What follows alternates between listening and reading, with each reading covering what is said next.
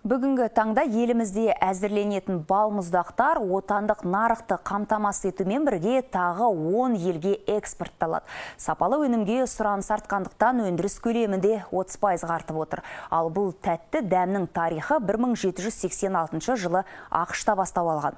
Түркістан облысының Аядай ауылында орналасқан балмұздақ өндіруші Алып зауыт жайлы білетін бедіңіз. Тілшіміз Бекболат Тілеубергеннің бейне сюжетіне назар салыңыз.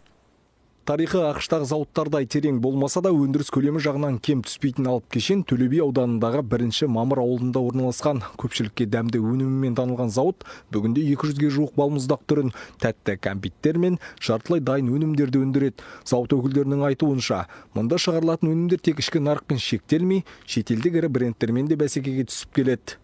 Жылына 10 мың тонна дайын өнім өндіріледі. Өндірістер жыл сайын ассортименттер қосылады. Біздің өнімдеріміз Қазақстан Республикасы бойынша барлық өңірлерге таратылады. Және көрші ел Тәжікстан, Өзбекстан, Қытай еліне қазір жіберіп жатырмыз, Россия еліне жіберіп жатырмыз. Зауытқа жеткізілетін шикізат бірден өндіріске жіберілмейді. Алдымен арнайы зертханада тексерістен өтіп, сапасы жан-жақты сараланады. Әр жол әкелінген сүттің майлылығы, тығыздығы, қышқылдығы тіпті иісі мен түсі де мамандардың жіті бақылауынан өтеді. Бұл дайын өнім сапасының басты кепілі.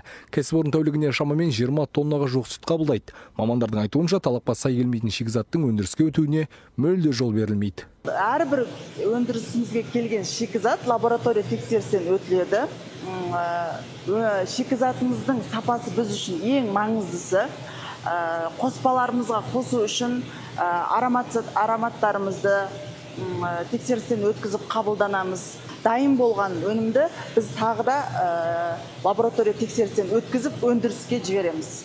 Яғни дайын өнім шыққанша біз тексерісте бақылап отырамыз. Ыстық күнде жанға салқындық сыйлайтын бұл дәмнің артында оңай процесс жатқан жоқ. Осылайша мұздатылған тәтті түрлері арнайы технологиялық желілер арқылы қалыпталып, әрбір бөлшегі стандартқа сай дайындалады да кейін ғана дүкендерге жөнелтіледі. Әсіресе жаз мезгілінде көпшілік жиі тұтынатын бұл өнім Түркістанның аптап ыстығында нағыз бой сергітетін дәмге айналып, шөл басады.